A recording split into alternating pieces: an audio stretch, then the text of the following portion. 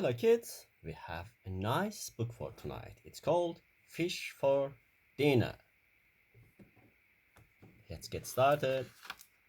Fish for Dinner. It has 6 chapters. Chapter 1 Along the Coast.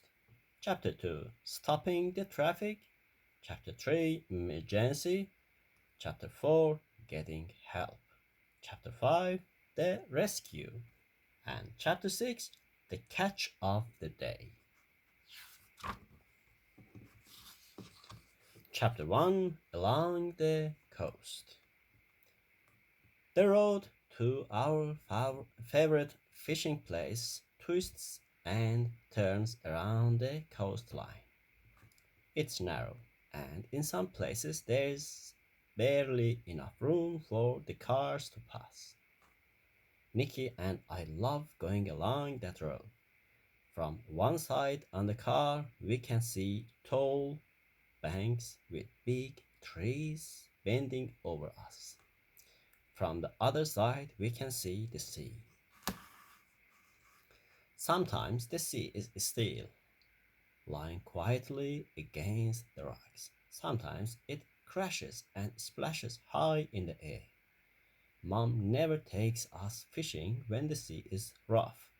There, there will be no fish, she says. They won't come close in when the sea is too choppy. But she's thinking of us, not the fish. She's keeping us safe. She's always telling us not to take risks with the sea.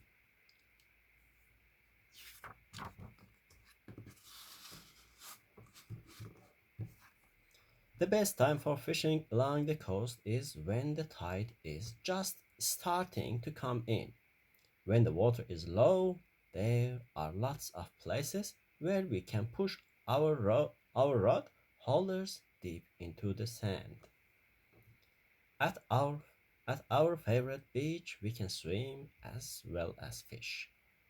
Mom teases us and says, "All that splashing will scare the fish away."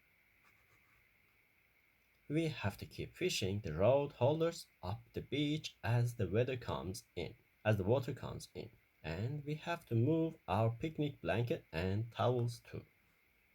I remember one time when the water tricked us and a wave washed over my towel. Mom and Nikki laughed and laughed. From our beach, we can see people fishing way out on the rocks, casting their lines into the deeper water. Sometimes, when I see the rods bending, I want to go there too. But Mom says we are much safer here. The rocks can be slippery, and out there you can get caught by the tide. And what happened today proves she is right.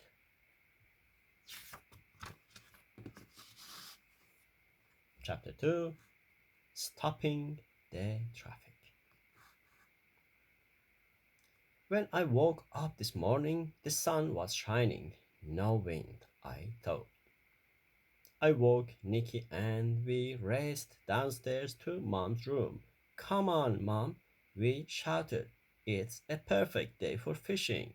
Mom sat up and looked out the window. "You're right," she said. "No sleep in for me this morning. Not with such keen fishers in the family." While Mom cooked breakfast and made our picnic lunch, Nikki and I put the fishing gear in the car. I remembered to put all the bait into an ice cream container. Mom wasn't keen on the smell of bait in the car. By 10 o'clock, we were on the road. When we arrived at the beach, the water was well out. We had plenty of time to set up our picnic places before the tide turned. Then we were ready to catch some fish.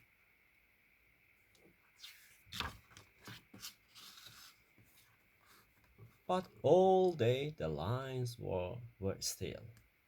The only bait, the only bites we're getting are ours. Nicky laughed as she munched on her sandwich. Then, just before 2 o'clock, the wind came up. The sea turned choppy, and it was time to go home. That's when our real adventure began. We'd just started our drive home along the coast road when suddenly we saw a dog sitting right on the middle white line. Mom, stop! Screamed Nicky. Someone must have hit him, I shouted as Mom pulled the car to the side of the road and switched the hazard lights on. Chapter 3, Emergency. I started to push my door open when Mom yelled at me, "No, Ben, get out on the bank side and stay there. I will see what's wrong."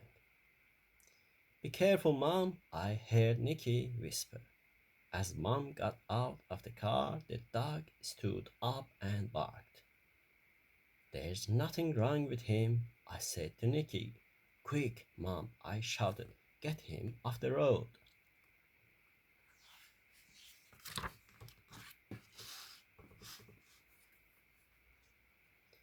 Back at the car, Mom said, "He seems okay, but he's very upset."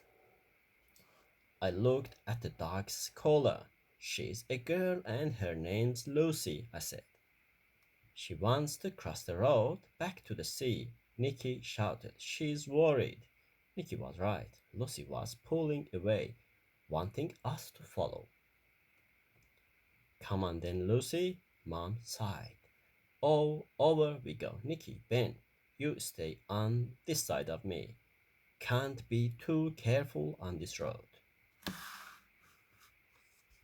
Lucy led us along the road and then down the bank to the sea. As we scrambled down, we heard someone calling, "Help me, please." Lucy leaped away from Mom and down over the rocks. "There's a mom down there, Mom," Nicky shouted, pointing out to where the waves were breaking. "Look over there. He's lying under that big flat rock." "He's hurt," I cried as I started to climb down the rock.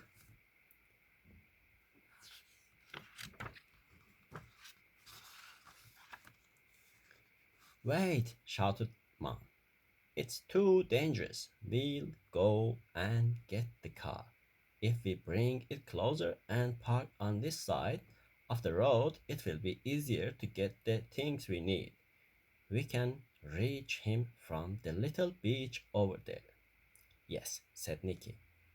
"We'll take him a blanket to keep him warm." "I'll put my jacket here, Mom," I said, "on the side of the road. Then when we bring the car back, we will know just where he is." "That's a great idea," said Mom proudly. Then we all called down to the man.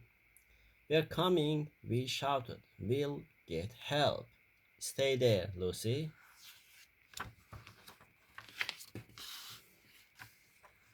Chapter 4, Getting Help. We took the car to a safe turning place and came back to park. Just past my jacket and near the little beach. "We'll need the first aid kit," said Mom. "And that blanket," said Nicky. "And your phone, Mom," I remembered. "We might need to call an ambulance." As we hurried along the beach, Lucy came bounding to meet us, still barking loudly. "It's all right, girl," I said as I bent to pat her. "We are here to help now." Lucy turned and led us along sandy tracks, out to the rocks where the man lay still. He was shivering and looked very pale.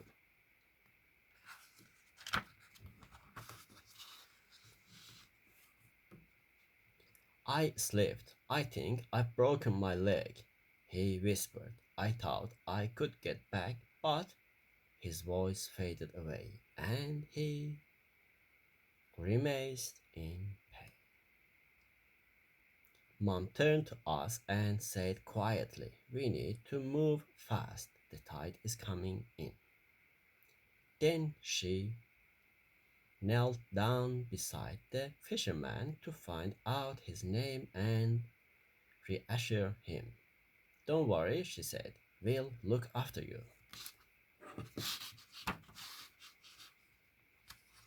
"I'm glad you brought the blanket, Nicky," said Mom. "Stephen's in shock and needs to be kept warm." "I will call the ambulance, Mom. I know how to do it," I said. "Good," said Mom. "Just make sure they know where to come." "They can't miss you," I smiled. "The car will show them where to stop."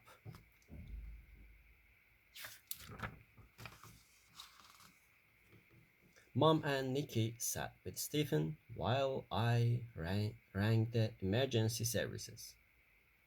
I knew to ring the numbers slowly. When the operator answered, I said, "We need an ambulance, please, to Southern Coast Road, about halfway between Sea Haven and Graham, Grahamstown. There's a rock fisherman hurt. You'll see a red car parked on the seaside of the road. The hazard lights are on." I gave the operator my name and our phone number, and she seemed very pleased with all the information. Then I remembered to tell her about the tide. "Don't worry, Ben," she said. "The ambulance will be there in plenty of time."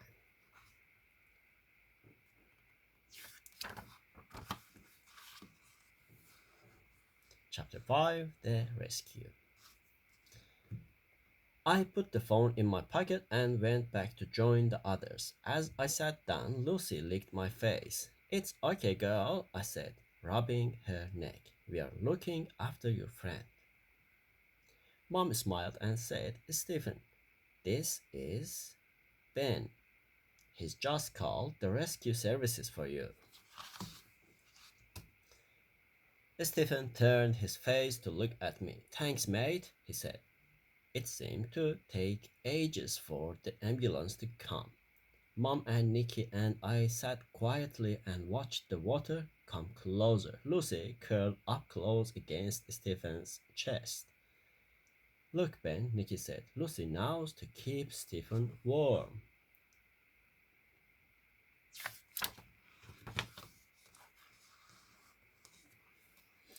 Finally, we heard the sirens. We leaped to our feet and looked back along the coast road. We could see flashing lights coming nearer and nearer. Suddenly, the ambulance came around the bend and pulled to a stop just in front of our car. A red rescue vehicle followed close behind. "They are here, Stephen," I shouted, and he sighed and closed his eyes. Nicky and Mom waved. "Over here," they called. "He's over here." The paramedics made their way to where Stephen lay. The water was higher now, so there was less beach for them to walk on, but they climbed easily over the rocks, carrying their equipment and a stretcher.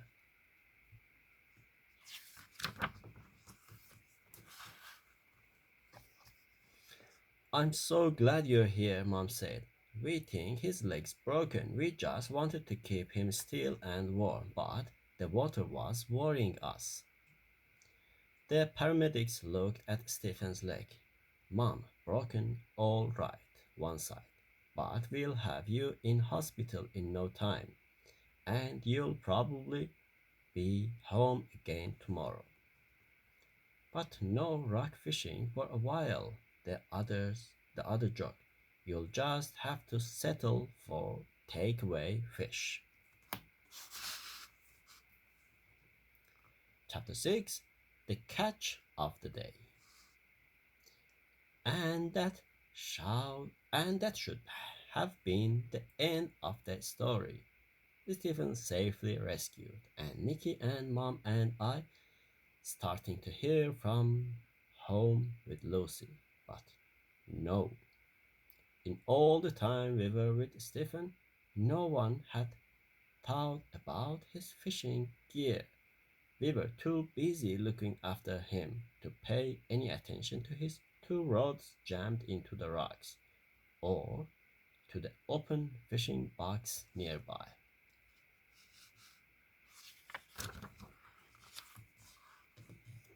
Then, just as the paramedic joked about the fish and chips, I looked up. The rod closest to us was bent over, the line straight and tight in the water. Look, he's got one, I shouted. Stephen won't have to get his fish from the shop after all. I jumped up to pull the fish in. Wait, called Mom, I'll help you. It's slippery out there. So Mom and I pulled in the fish while Nikki's cheered. It's a big one, Stephen, she yelled to him. Just wait till you see it.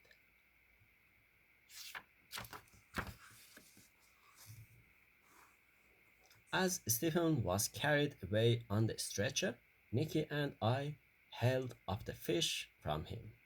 It's the best fish I've ever caught. There, he said, trying to smile. I think you should have it. I don't think I'll be able to cook it tonight. No, Mom agreed. No, Mom agreed, but we could cook it for you tomorrow night when we bring Lucy back. Yes, I said, and we could bring some steak for Lucy. She risked her life to stop the traffic and get help.